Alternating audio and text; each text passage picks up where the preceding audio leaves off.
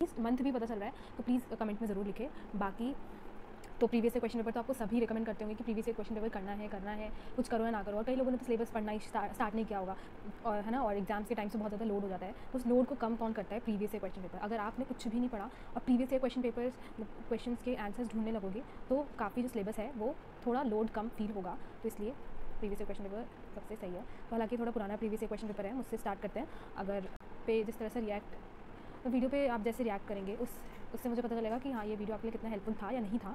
तो उस बेसिस पे मैं और आगे रिसेंट के प्रीवियस क्वेश्चन पेपर भी ज़रूर लाऊंगी इसके बाद, लाइक 2022 या 21 का। तो अभी हम ये करते हैं, स्टार्ट करते हैं। तो देखो, पहला क्वेश्चन हमारा क्या है, ये हमारा फर्स्ट क्वेश्चन का फर्स्ट पार्ट है, ठीक है। तो आप सभी को पता है कि कंटेम्प्रेरी इंडिया हमारा जो है वो 70 मार्क्स का होता है और 3 घंटे का पेपर होगा। और मोस्टली जो क्वेश्चंस है वो आपको 15 मार्क्स के मिलेंगे। इस क्वेश्चन के 2 पार्ट है तो 7.5 मार्क्स का, यानी कि आपको 700 से 800 वर्ड लिमिट के आसपास लिखना पड़ेगा, ठीक है। तो ठीक है, तो हमारा फर्स्ट क्वेश्चन है, India the nation is form primarily as a result of the struggle against colonialism, elaborate. 7.5 marks में हमें ये बताना है,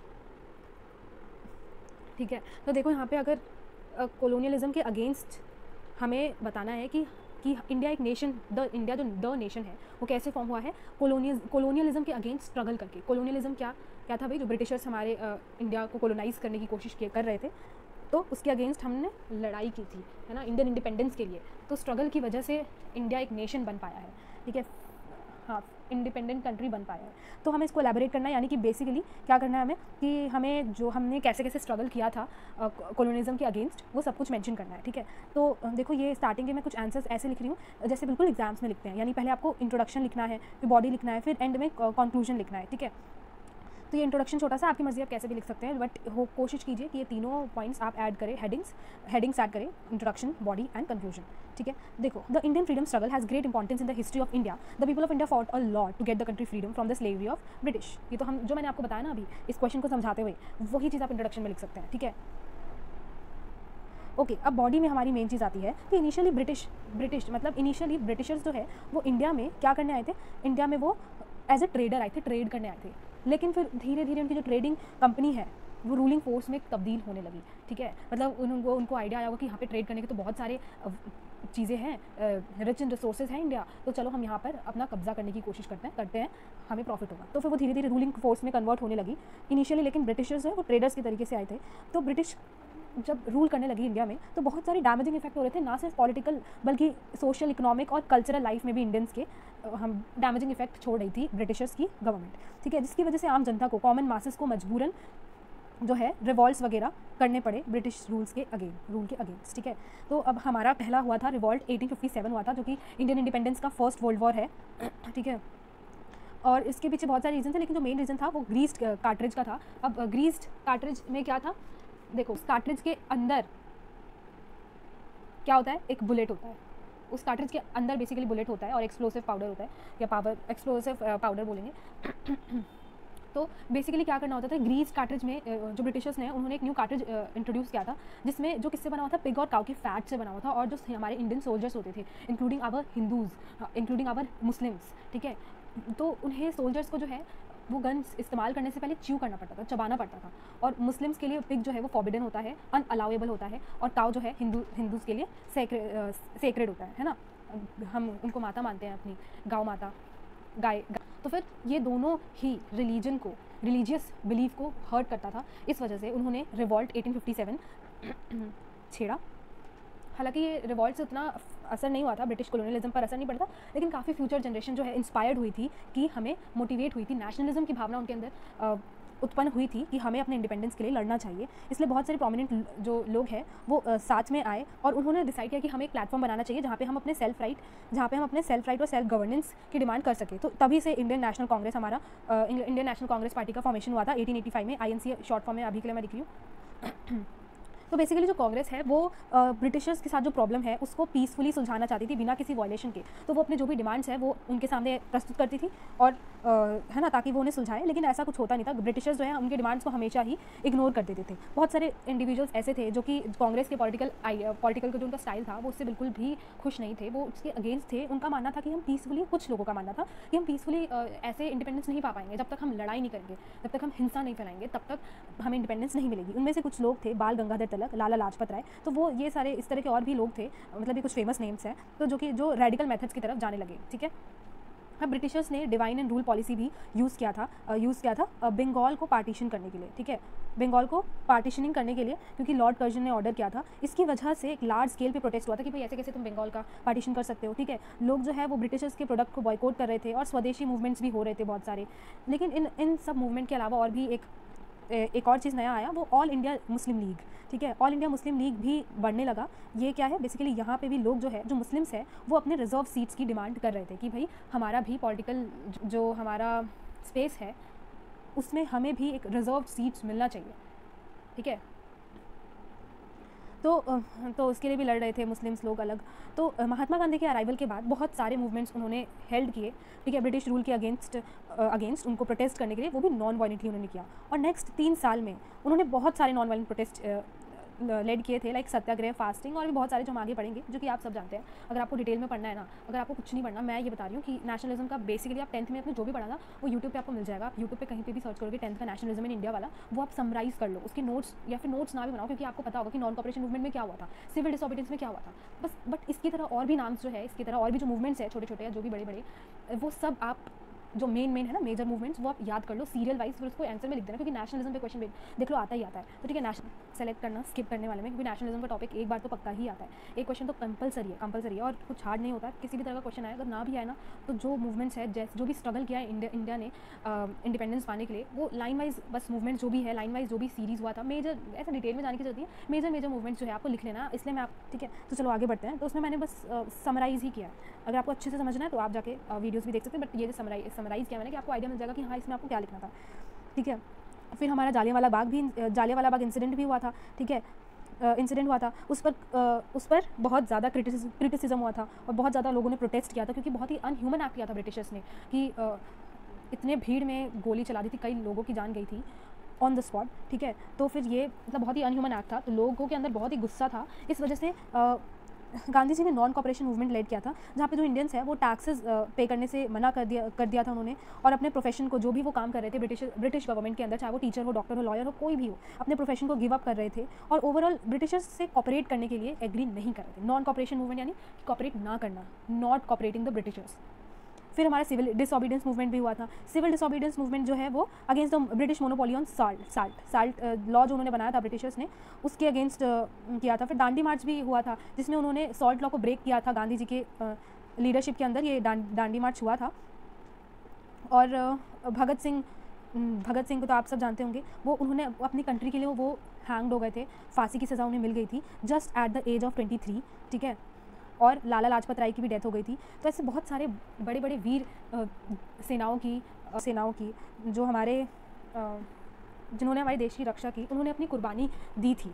ठीक है, तो इससे इन लोगों के अंदर भी नेशनलिज्म राइज हो रहा था कि वो अपने फ्रीडम के लिए लड़े, हक के लिए अपने इंडिया के लिए लड़े। ठीक है, फिर सेकेंड वर्ल्ड वॉर जब हुआ था, mid of the second world war में गांधी जी ने क्विट इंडिया मूवमेंट लीड किया था, जिसमें, और इस मूवमेंट के बाद एक रे ऑफ होप दिख रहा था कि इंडियन लोगों के अंदर। लेकिन बहुत सारी डिफ़िकल्टी स्ट्रगल्स के बाद भी ये जो मूवमेंट है वो उतना ज़्यादा सक्सेसफुल नहीं गया था, हालांकि। और ठीक है, ये बस मैं बेसिक नहीं, ये मैं ऊपर से आउटलाइन बता रही हूँ। ठीक है, मुझे ऐसा लग रहा है मैंने नेशनलिज्म पर ये जो टॉपिक है, मतलब ये क्वेश्चन का आंसर में नहीं, बट मैंने ये लेक्चर नेशनलिज्म वाला जो है, इंडियन इंडिपेंडेंस वाला, वो आपको पढ़ाया है पहले भी, CI के लेक्चर्स में देखना आप एक बार, है ना।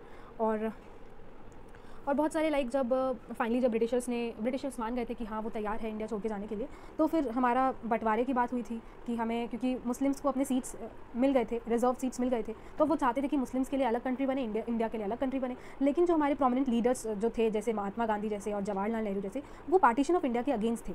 लेकिन मुस्लिम लीग की जो सक्सेस की वजह से जो उन्हें मतलब रिजर्व सीट जब मिल गया था, तो फिर उन्होंने डिमांड की कि हमें भाई अपना अलग कंट्री चाहिए। तो ब्रिटिश पार्लियामेंट ने इंडियन इंडिपेंडेंस एक्ट पास किया। ठीक है, 1947 में 14 अगस्त को हमारा पाकिस्तान डिक्लेयर हुआ एक फ्री नेशन स्टेट, और 15 अगस्त को इंडिया जो है डेमोक्रेटिक नेशन बन गया, much to join relief of the entire Indian subcontinent. ठीक है, तो फाइनली देखो लास्ट में मैंने कंक्लूजन भी लिखा है, इन दिस से country got independence after stiff struggle of Indian soldiers as well as freedom fighters. ठीक है, तो इस तरह से ये मतलब जो हमने स्ट्रगल बॉडी टॉपिक डाल के जो हमने जो भी स्ट्रगल दिखाया, फिर तुम कंक्लूड करोगे कि इस तरह से हमें इंडिपेंडेंस मिली, इस तरह से इंडिया जो है एक नेशन बना। ठीक है, और हमारे और फ्रीडम के लिए हमारे ग्रेट फ्रीडम फाइटर्स ने सेक्रीफाइड किया अपना लाइफ्स, ठीक है ना। वो भी ऐसा नहीं कि रोते रोते, sacrificed the lifes by laughing without worrying about the life, ठीक है। हंसते हंसते उन्होंने अपनी कुर्बानी देना मंजूर किया अपने देश के लिए, ठीक है। तो ये स्ट्रगल की जो स्ट्रगल हमने दिखाया है उस वजह से हमें फाइनली इंडिया जो एक नेशन बना। तो ये हमारा फर्स्ट पार्ट हो गया। अब हमारा सेकंड क्वेश्चन, फर्स्ट पार्ट का ही सेकंड क्वेश्चन आता है कि India is still a nation in the making, comment. ये भी 7.5 मार्क्स में है क्योंकि ये सेकंड पार्ट है ना फर्स्ट क्वेश्चन का ही। तो देखो इंट्रोडक्शन में इसमें तुम्हें बेसिकली क्या लिखना है, क्वेश्चन ये है कि India is still a nation in the making. हमने अभी बात की कि भाई इंडिपेंडेंस तो इंडिया को मिल गया, लेकिन इंडिया अभी भी नेशन इन द मेकिंग है, अभी भी नेशन जो इंडिया है अभी भी वो बन रहा है। तो यस बन रहा है, कैसे बन रहा है वो भी हम समझेंगे। देखो चलो समझेंगे, अब मैं एक बार शुरू हो जाऊँगी फिर इंट्रोडक्शन खत्म ही नहीं होगा। The India become a free nation, तो यहाँ पे हालांकि वही मैंने बोला ना कि हालांकि जो फ्री नेशन है इंडिया वो 15 अगस्त 1947 को ही बन गई थी, ठीक है। और इस दिन उन्होंने इंडिया जो है एक सोवरीन डेमोक्रेटिक और रिपब्लिक स्टेट बन गया था with the adaptation of constitution, और कॉन्स्टिट्यूशन भी अडेप्ट कर लिया था इंडिया ने जनवरी 26, 1950 में। लेकिन still we are struggling to be a democratic when we are the largest democracy. हम मतलब इतने बड़े डेमोक्रेसी है हमारी कंट्री, डेमोक्रेटिक कंट्री है, लेकिन स्टिल आज हम डेमोक्रेटिक बनने की कोशिश कर रहे हैं, स्ट्रगल कर रहे हैं कि हम एक सही मायने में डेमोक्रेटिक बन पाए। कि हम है तो कहने को तो है हम कि हाँ India is a democratic country, पर क्या सच में सबको इक्वली राइट्स मिल रहे हैं? आज भी आधे से ज़्यादा लोग सड़कों पे बैठे रहते हैं, ठीक है। आज भी आधे से ज़्यादा लोग को खुद का हक नहीं मिलता है। तो कहने को तो इंडिया इंडिपेंडेंट हो गया है, लेकिन इंडिया में रहने वाले लोग अभी उनको पूरी तरह से आज़ादी नहीं मिली है। कई लोगों को मिल गई है, कई लोगों को नहीं मिली है। जो हमारे बैकवर्ड क्लास में आते हैं, पॉवर्टी लाइन के अंदर आते हैं, पॉवर्टी लाइन के नीचे आते हैं और ज़्यादा नीचे, उनको इक्वालिटी ही नहीं मिल रही भाई साहब। तो इंडिपेंडेंट कैसे होंगे? ठीक है। तो स्टिल इंडिया जो है नेशन इन द मेकिंग है, हम ये कह सकते हैं। तो वही प्रूव करना है हमें बॉडी में लिख के, बॉडी जो हम इंट्रोडक्शन के बाद जो लिखेंगे, ठीक है। हाँ तो यही आप इसको पढ़ लेना एक बार, आप बोलोगे तो मैं इसको टेलीग्राम पे डाल दूँगी। अगर आपने अभी तक ज्वाइन नहीं किया टेलीग्राम चैनल तो डिस्क्रिप्शन बॉक्स में टेलीग्राम चैनल का लिंक मिल जाएगा। अब देखो बॉडी पे आते हैं तो इसका मेन आंसर है कि इंडिया, देखो सिंपल सी बात है, इस क्वेश्चन का मतलब यही है कि जो इंडिया है वो डेवलप्ड कंट्री नहीं है, डेवलपिंग कंट्री है, ठीक है। तो ये आपको लिखना है कि India is a developing country, developed नहीं है, वो डेवलप हो रहा है, ऑन द वे है भाई, okay. Because it is on it's way of development in all the field, ठीक है। अभी भी हर कई सारे फील्ड्स में डेवलपमेंट हो रहे हैं, चाहे वो हेल्थ सेक्टर हो, एजुकेशन सेक्टर हो, एग्रीकल्चर सेक्टर हो, ठीक है, सोशल रिफॉर्म, इंफ्रास्ट्रक्चर, बहुत सारे ऐसे जो, हालांकि जो प्रोसेस है वो काफ़ी स्लो है लेकिन डेवलप हो रहा है अलग अलग फील्ड्स में। बहुत सारे इश्यूज़ है जिसकी वजह से हमें रोका जा रहा है, हम विच आर प्रिवेंटिंग अस। कुछ इश्यूज़ है जिसकी वजह से हम डेवलप्ड नहीं हो पा रहे हैं और हमारा कंट्री जो है वो डेवलप नहीं हो पा रहा है। हम एज ए इंडिविजुअल ग्रो नहीं कर रहे हैं, इसलिए हमारी कंट्री भी ग्रो नहीं कर रही है, ना ही डेवलप हो रही है। ये कंट्री कैसे डेवलप होगी? जब कंट्री में रहने वाले लोग डेवलप होंगे, और कंट्री में रहने वाले लोग ही डेवलप नहीं कर रही है तो कंट्री अपने आप तो ग्रो करेगी नहीं, क्योंकि कंट्री लोगों से ही बना है भाई, है ना। तो it is difficult to be developed with so many people.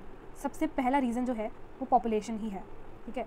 Population इतनी ज़्यादा है, मतलब जितनी होनी चाहिए उससे ज़्यादा है। सेम जैसे एक पौधे में एक पॉट में हम एक पौधा उगाते हैं, बाकी जो वीड्स उगने लगते हैं हम उसको हटा क्यों देते हैं?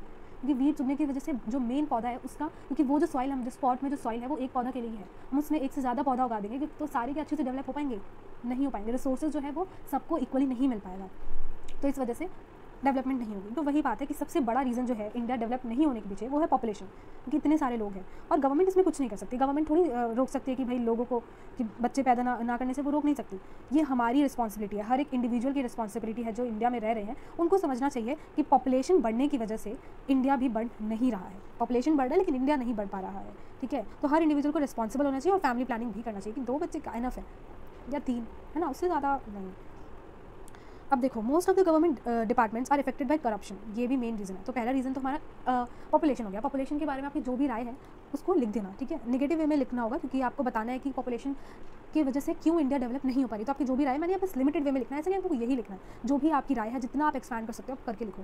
दूसरा रीज़न है करप्शन। ये तो बस आपको आउटलाइन के लिए मैं दे रही हूँ कि आपको आंसर का आउटलाइन पता चल जाए और आप अपने वे में लिख सकें। तो देखो करप्शन की वजह से भी जो है हमारी गवर्नमेंट जो है इफेक्ट हो रही है। Corruption is the worst of its kind, सबसे वर्स्ट है भाई।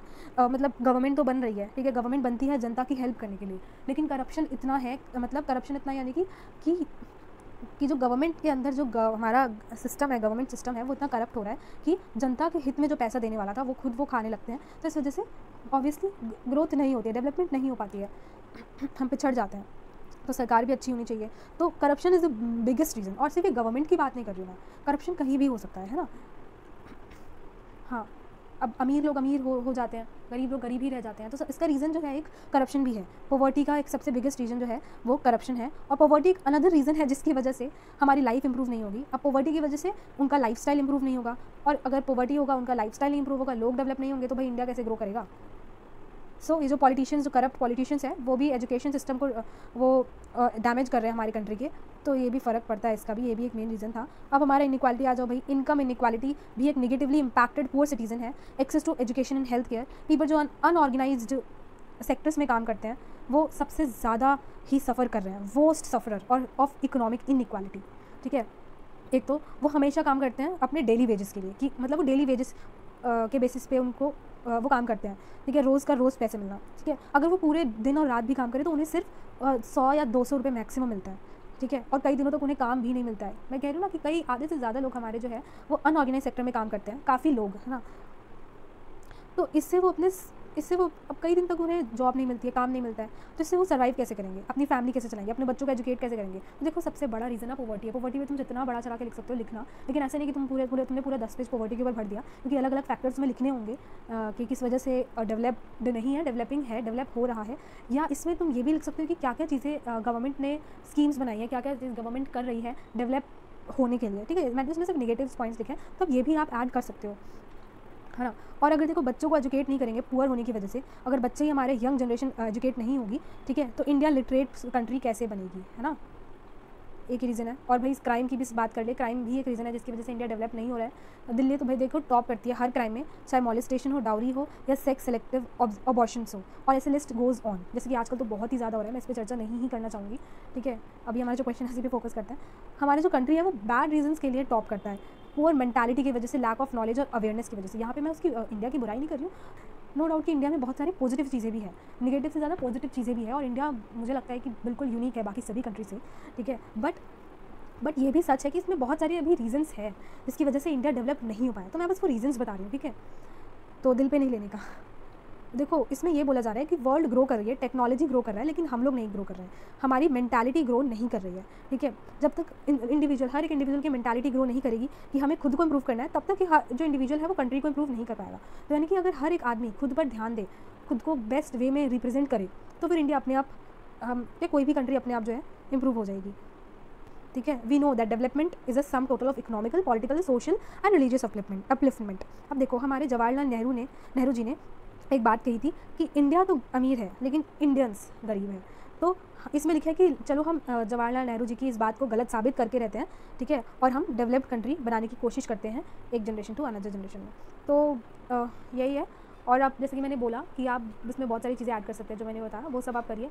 कंक्लूजन यही करेंगे कि इंडिया जो है वो वाइगरसली चेंज हो रहा है। ठीक है, changing vigorously with change in time. जैसे जैसे टाइम में जैसे जैसे टाइम बदल रहा है, समय बीत रहा है, इंडिया में भी काफ़ी चेंजेस आ रहे हैं। पहले इंडिया कैसा था, तो अगर आप अपने दादा परदादा से पूछेंगे तो बातों में हम बात करते कि पहले ये नहीं था, पहले ये सिस्टम नहीं था, पहले इस तरह से लोग बात करते थे, पहले ऐसा होता था, और अभी ऐसा हो रहा है, अभी ऐसा हो रहा है। तो आपको इससे पता चल रहा है कि इंडिया जो है वो टाइम के साथ साथ चेंजेस आ रहे हैं, डेवलप हो रही है। ठीक है, अपने उनके कॉन्स्टिट्यूशन में अलग अलग फील्ड में चेंजेस आ रहे हैं, नेचर ऑफ पॉलिटिक्स से लेकर जो भी हमारा टेक्नोलॉजी में एडवांसमेंट है, ये सब कुछ हो रहा है ना, हेल्थ फैसिलिटीज़ वगैरह, एजुकेशन वगैरह, सब में धीरे धीरे चेंजेस आ रहा है। ओवरऑल जो चेंज है वो सबसे ज़्यादा तभी आएगा जब हम जो हमारे मासेस हैं, यानी कि जो हमारे लोग हैं, बहुत सारे लोग जो है ना उसको मासेस बोलेंगे, जो यानी कि जो कॉमन लोग हैं, अगर वो एजुकेटेड होंगे, उनकी मेंटालिटी ग्रो होगी।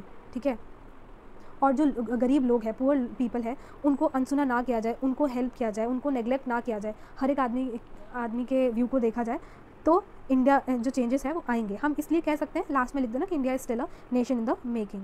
तो ये हो गया। ओके सो क्वेश्चन नंबर 2 पर आते हैं। हमारा जो क्वेश्चन नंबर 2 है वो पूरा 15 मार्क्स का है, और ये फेडरलिज्म के ऊपर है। ठीक है, तो देखो हमारा क्या क्वेश्चन है, पढ़ते हैं कि strength of federal system is to accept accommodate and celebrate diversity in all its form without sacrificing the stability of federal governance. Take Indian Union as an example to argue your position. तो हमें basically federal system के बारे में पूछा है कि हमारा जो फेडरल सिस्टम है ना, फेडरल सिस्टम का स्ट्रेंथ क्या है कि वो सभी डाइवर्सिटीज़ को एक्सेप्ट करता है, एकोमोडेट करता है और सेलिब्रेट करता है, बिना फेडरल गवर्नेंस की स्टेबिलिटी को छेड़े, बिना उसकी स्टेबिलिटी को सेक्रीफाइस किए वो ये सारी चीज़ें कर लेता है। तो हमें ये चीज़ एक्सप्लेन करना है इंडियन यूनियन का एग्जाम्पल लेकर, ठीक है, जो भी हम अपोजिशन आर्ग्यू करें, जो भी हमारा विचार है वो कह रहे हैं, उसको इसके एग्जाम्पल के साथ। तो देखो इंट्रोडक्शन में तुम क्या लिखोगे, फेडरलिज्म के बारे में लिखोगे, है ना, कि फेडरलिज्म क्या होता है। Federalism is a state of government जिसमें जो पावर है वो सेंट्रल अथॉरिटी और कॉन्स्टिट्यूशनल पॉलिटिकल यूनिट्स में डिवाइडेड होती है। दैट इज़ कि जो गवर्नमेंट है वो अपनी पावर को नेशनल और स्टेट गवर्नमेंट के साथ डिवाइड कर देती है। गवर्नमेंट अपनी पावर जो है वो नेशनल और स्टेट गवर्नमेंट में डिवाइड कर देती है। अब इंडियन फेडरलिज्म जो है वो फेडरलिज्म इन यूएस की तरह नहीं है, it is a federalism of its own type. ठीक है, इससे हमें पता चल गया कि एक टॉपिक हमारा फेडरलिज्म पे भी करना है, आपको फेडरलिज्म भी कर लेना, तो तुम्हारा फेडरलिज्म भी हो जाएगा। ठीक है, इसमें हालांकि मैंने फेडरलिज्म के बारे में ज़्यादा नहीं बताया, बट एग्जाम्पल्स ज़्यादा इसमें बताए हैं। तो फिर फेडरलिज्म के बारे में पढ़ लेना कि फेडरलिज्म 2 टाइप्स की होती है, फेडरलिज्म का डेफिनेशन, फेडरलिज्म में क्या होता है, और दोनों टाइप्स को अच्छे से पढ़ लेना, डिफ्रेंशिएट कर लेना। ठीक है, अगर फेडरलिज्म पे शॉर्ट नोट वगैरह कुछ भी आए तो आपको हेल्प मिलेगी। तो देखो हमारे जो इंडियन मॉडल ऑफ फेडरलिज्म है उसको हम एज अ कैसे डिस्क्राइब कर सकते हैं, क्वासी फेडरल सिस्टम की तरह। ये आप पॉइंट लिख दोगे तो अच्छी इमेज बनेगी कि हमारा जो इंडियन मॉडल है फेडरलिज्म का उसको हम क्वासी फेडरल सिस्टम से कंपेयर कर सकते हैं। हम उसको क्वासी फेडरल सिस्टम कह सकते हैं क्योंकि हमारे फेडरलिज्म में दोनों ही तरफ फीचर्स है, फेडरलिज्म और यूनियन के। ठीक है, अब बॉडी में आता है जो हमारा मेन चीज़ आता है, तो उसमें तुम ये इंट्रोडक्शन में भी लिख सकते हो कि इंडिया जो है वो, एक मिनट जी टूल निकाल लेते हैं हम, हाँ, कि हमारा जो इंडिया है वो होल्डिंग टुगेदर फेडरेशन फॉलो करता है। एक और कौन सा होता है, होल्डिंग टुगेदर और कमिंग टुगेदर फेडरेशन होता है ना। होल्डिंग टुगेदर में क्या होता है, जिसमें जो पावर है, कंट्री जो है वो पावर 2 हिस्सों में बांट देती है, एक आधा पावर सेंट्रल गवर्नमेंट को मिलता है और आधा स्टेट गवर्नमेंट को। ठीक है, होल्डिंग टुगेदर में होता है। और कमिंग टुगेदर में क्या होता है कि जो सेपरेट स्टेट्स है उस कंट्री की, सारी सेपरेट जो सोवरीन कंट्रीज़ है वो सब मिलकर एक बड़ा गवर्नमेंट फॉर्म करते हैं, कुछ ऐसा ही होता है। तो एक बार अच्छे से पढ़ लेना। हाँ, होल्डिंग टुगेदर फेडरेशन मीन्स कि a country decides to divide its power between the constituent states and national government that. और होल्डिंग टुगेदर के एग्जांपल्स में इंडिया, स्पेन, बेल्जियम आएगा, और इसी तरह से आप कमिंग टुगेदर का भी पढ़ लीजिएगा एक बार। चलिए, तो हालांकि ये भी है कि होल्डिंग टुगेदर में पावर तो दोनों को मिलती है, लेकिन सेंट्रल गवर्नमेंट के पास ज़्यादा पावर होती है। देखो ऑब्जेक्टिव क्या है यहाँ पे लिखा ना, the core objective of Indian federalism क्या है, is unity in diversity, decentralization in administration and devaluation in authority. ठीक है, गोल तो हमारा ये है, गोल यही है, ऑब्जेक्टिव यही है। State will able to pursue goals of common welfare, है ना, कि वो कॉमन हमारे आम जनता की गोल्स को परस्यू कर पाए in the midst of the diversity through federalism के थ्रू। ऑब्जेक्टिव तो ये है, लेकिन खैर हर पॉलिटिकल सिस्टम की तरह चैलेंजेस तो हर में फेस करना ही पड़ता है। तो इसमें से एक चैलेंज जो है वो है हमारा regionalism. Regionalism is the most alarming challenge Indian federalism को हमारे, मतलब बेसिकली इम्प्लाइज कि रीजनलिज्म में क्या होता है कि एक स्ट्रॉन्ग सेंस ऑफ लव, मतलब हम एक particular region, particular ethnicity, particular language या पर्टिकुलर कल्चर को लेकर हमारा बहुत ही ज़्यादा स्ट्रॉन्ग फीलिंग्स है, उसको लेकर स्ट्रॉन्ग रिस्पेक्ट है, स्ट्रॉन्ग सेंस ऑफ फीलिंग है, लव है, रिस्पेक्ट है एक पर्टिकुलर रीजन को लेकर या इथनिसिटी, लैंग्वेज या कल्चर को लेकर। तो वो रीजनलिज्म होता है, मतलब हम अपने कल्चर को इतना ज़्यादा रिस्पेक्ट करते हैं, इतना ज़्यादा प्यार करते हैं कि हम दूसरे उस स्ट्रॉन्ग सेंस में हम दूसरे के कल्चर को, दूसरे के रीजन को, दूसरे की इथनिसिटी को रिस्पेक्ट देना भूल जाते हैं, और हम अपना पूरा प्रयास करते हैं कि हमारा रीजन, हमारा कल्चर कैसे सबसे टॉप पे रहे और बाकी सब भाड़ में जाए। हमारा यही मोटिव होता है। तो रीजनलिज्म में यही होता है बेसिकली कि मतलब हाँ, अपने रीजन के लिए इतना प्यार होता है कि हम दूसरे रीजन से लड़ने लगते हैं, उससे नफरत करने लगते हैं, जो कि ठीक बात नहीं है। ठीक है, कि हमारे रीजन को जो है वो ग्रेट ऑटोनॉमी मिलनी चाहिए, तो उसके लिए वो लड़ जाते हैं। हाँ, रीजनलिज्म जो है, जैसे कि रीजनलिज्म जो है आंध्र प्रदेश स्टेट के साथ क्रिएट हुआ था, लाइक मतलब स्टार्ट हो गया था जब आंध्र प्रदेश स्टेट बना था इनके डेथ के बाद, पोती श्री रामुलु ये डेथ के बाद आंध्र प्रदेश का जो स्टेट बना था 1953 में। क्योंकि उन्होंने क्यों बना था, क्योंकि इनके डेथ के बाद, इनका जो थोड़ा अजीब नाम है, इनके डेथ के बाद कैसे इनकी डेथ हुई थी, इन्होंने 52 डेज तक फास्ट किया था इस डिमांड में कि तेलुगु स्पीकिंग लोगों के लिए अलग से एक सेपरेट स्टेट बनना चाहिए।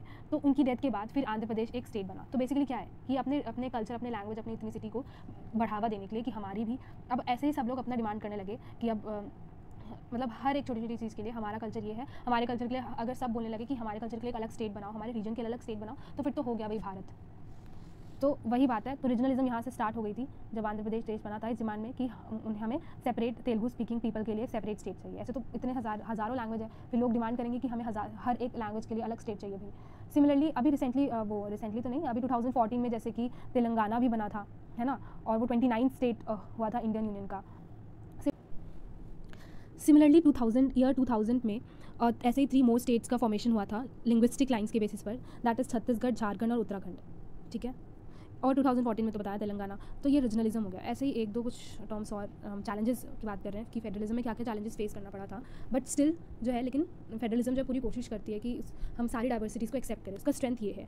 सेंट्रलाइज्ड प्लानिंग में अब अलग अलग हमने लिस्ट्स होते हैं, concurrent list, state list, central, list और एक कंकरेंट लिस्ट आता है। कंकरेंट लिस्ट में जो भी चीज़ें हैं वो दोनों स्टेट और सेंटर दोनों ही इन्जॉय कर सकती है। इन्जॉय इन द सेंस वो मस्ती वाला नहीं, मतलब दोनों के पास कमांड है, हाथ में उनका पावर है कि हम इन फील्ड्स में स्टेट और जो सेंट्रल है वो दोनों ही अपना रोल प्ले कर सकती है, ठीक है। अब उनमें से एक जो कंकरेंट लिस्ट में आइटम है वो है इकोनॉमिक और सोशल प्लानिंग। इकोनॉमिक और सोशल प्लानिंग, अब इसका मतलब ये हुआ कि जो डिसीजन है वो दोनों स्टेट और सेंट्रल गवर्नमेंट के द्वारा लेना चाहिए इकोनॉमिक और सोशल प्लानिंग में, लेकिन ऐसा होता नहीं है। जो सेंट्रल गवर्नमेंट है वो अपना कंट्रोल जो है ज़्यादा बना कर रखती है नेशनल और रीजनल प्लानिंग इंडिया में बिना इनहिबिट किए। अब सेंट्रलाइज्ड प्लानिंग की हम बात, प्लानिंग में कुछ एग्जांपल्स की बात करें तो like through the planning commission, ठीक है। अब जो नीति आयोग है वो सेंट्रल के थ्रू ही अपॉइंट होता है, hence it indirectly underlies the grounds of states dependency. अब इससे जो स्टेट्स की डिपेंडेंसी है वो सेंट्रल पे बढ़ रही है फाइनेंशियल एड्स के लिए। किसके लिए? फाइनेंशियल एड्स के लिए। स्टेट्स जो है वो सेंट्रल गवर्नमेंट पे उन्हें डिपेंड करना पड़ रहा है, क्योंकि काफ़ी चीज़ें जो है वो सेंट्रल गवर्नमेंट ही कंट्रोल कर रही है, जबकि कंकरेंट लिस्ट में जो भी चीज़ है वो स्टेट और सेंट्रल दोनों को ही संभालना चाहिए था। सेंट्रल गवर्नमेंट जो है ज़्यादा कंट्रोल ले रही है उस पर, तो इस वजह से स्टेट को डिपेंड करना पड़ रहा है सेंट्रल गवर्नमेंट में। ये सेंट्रलाइज प्लानिंग होगी। अब हमारा आता है गवर्नर्स ऑफिस, यानी the constitution of India puts forward the provision of governance for each state. अब हर स्टेट के लिए कॉन्स्टिट्यूशन ऑफ इंडिया में, कॉन्स्टिट्यूशन में हमारे हर स्टेट के लिए जो प्रोविजन ऑफ गवर्नेंस है वो हर स्टेट के लिए है, यानी कि हर स्टेट का एक गवर्नर होगा, और जो वो गवर्नर है वो प्रेसिडेंट ऑफ इंडिया चूज़ करता है और 5 साल तक टेन्योर होता है उनका। बात कर रहे हैं अब जो मोस्ट इंपॉर्टेंट पावर होता है गवर्नर का, जो कि कभी कभी कॉन्फ्लिक्ट में आ जाता है फेडरल स्ट्रक्चर के साथ, वो है the power vested upon him by the article 154 of IC which states, जो कहता है दैट ऑल, यहाँ पे ये कट गया है तो मैं यहाँ पे बता दूँ, यहाँ लिखा है कि that all the executive powers of the state are held by the governor. मतलब जो भी एग्जीक्यूटिव पावर्स है स्टेट्स के वो गवर्नर हेल्ड करेगी, ठीक है। ये कहता है आर्टिकल 54 कि हर एक स्टेट का गवर्नर होगा। अब इसमें जो most important Paramount executive power है इज़ दैट स्टेट है, यानी जो स्टेट का गवर्नर है वो इम्पोज कर सकता है कॉन्स्टिट्यूशनल इमरजेंसी।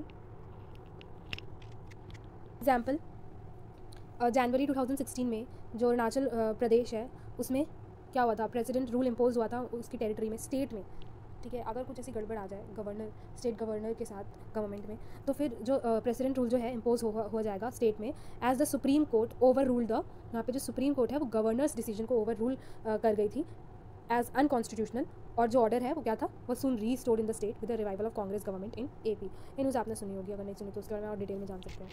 तो ये भी एक प्रॉब्लम थी, मतलब ये प्रॉब्लम क्या थी ये हम बता रहे हैं इस चीज़ के बारे में। वैसे सिंगल कॉन्स्टिट्यूशन सिटीजनशिप आता है।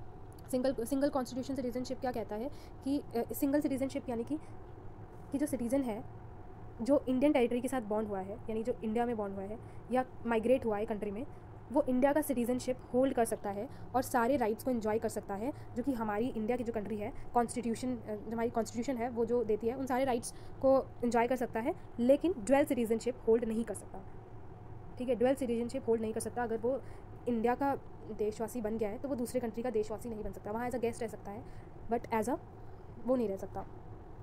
सिंगल सिटीजनशिप का प्रोविज़न है वो सिटीज़न की आइडेंटिटी को उसके पर्टिकुलर स्टेट के हिसाब से उसकी आइडेंटिटी नहीं कंसिडर करता है। तो इससे इनडायरेक्टली यही पता चल रहा है कि जो स्टिल इंटीग्रल ऑफ पावर है वो सेंट्रल के पास ही है, ओके। हालांकि जो इंडियन कॉन्स्टिट्यूशन है वो पावर डिवीजन ऑफ पावर की बात करती है, जिसमें नाइदर यूनियन और स्टेट के पास एब्सोल्यूट सोवरेनिटी है, लेकिन ऐसे कई प्रोविजंस एग्जिस्ट करते हैं इंडियन कॉन्स्टिट्यूशन में जो कि प्रिंसिपल के अगेंस्ट जाते हैं, ठीक है। यानी कि पावर बस नाम का डिवाइड हो गया, बट उस इक्वली कंट्रोल जो है वो दोनों पर नहीं है, ठीक है। जो हमारा प्रेसिडेंट ऑफ इंडिया है आर्टिकल 352, 356 और 360 के तहत have power to declare an emergency. मतलब आर्टिकल 200 के तहत जो गवर्नर है वो कुछ सर्टेन रिजर्व बिल्स जो है वो पास कर सकता है, जो स्टेट का लेजिस्लेचर है वो पास कर सकता है for the consideration of president. It requires the quality of federalism with unitary character, ठीक है। तो इसी से पता चल रहा है यार कि देखो जो हमारा फेडरलिज्म है वो यूनिटरी कैरेक्टर के साथ है, इसलिए इसको ये क्वासी फेडरल, हमारा जो इंडिया में फेडरलिज्म है वो क्वासी फेडरल इन नेचर है। कंक्लूजन यही है कि फेडरल फॉर्म ऑफ गवर्नमेंट जो है वो मोस्ट सूटेबल है एक वास्ट और प्लूरलिस्टिक कंट्री लाइक इंडिया की तरह। ये फैसिलिटेट करने की कोशिश करती है सोशल पॉलिटिकल कॉपरेशन, लेकिन कुछ इन रीजंस की वजह से जो हमने अभी बात की, और ऐसे बहुत सारे रीजंस हैं, जो सेंटर स्टेट रिलेशंस है और जो स्टेट ऑटोनॉमी है, ये एक इशू बन चुका है इंडियन फेडरलिज्म में, ठीक है, कि पावर जो है वो सेंट्रल के पास ज़्यादा है, तो सेंटर और स्टेट रिलेशंस के बीच में घपला चलता रहता है, प्रॉब्लम चलती रहती है। और जो यूनियन गवर्नमेंट है उन्होंने एक सरकारिया कमीशन अपॉइंट किया था 1983 में, ताकि वो इंडियन फेडरलिज्म में के वर्किंग को रिव्यू कर सके, एग्जामिन कर सके। हालांकि हालांकि हमारा कॉन्स्टिट्यूशन ये कहते हैं कि इंडिया फेडरल है, फेडरल सिस्टम है, लेकिन स्टिल इन सभी प्रॉब्लम्स की वजह से हम इफ़ेक्टिवली डील नहीं कर पाते हैं और यूनिटी नहीं बना पाते हैं डाइवर्सिटी में। इसलिए इट इज़ अप्रोप्रिएट, इसलिए हमें इंडियन फेडरलिज्म को रीस्ट्रक्चर करने की ज़रूरत है, ताकि हम उसको और ज़्यादा इफेक्टिव बना सकें और जो सेंटर और स्टेट का रिलेशन है उसको और बेहतर कर सकें, ठीक है। तो यही है बेसिकली। तो अगले वीडियो में और अलग अलग तरह के क्वेश्चंस लाएंगे। तो अगर आपको वीडियो हेल्पफुल लगती है तो प्लीज़ लाइक ज़रूर करें, और लाइक करना ना भूलें, और सब्सक्राइब करें अगर आप नए हैं तो। और इसी तरह से और वीडियोज़ में आप लाऊँगी। अगर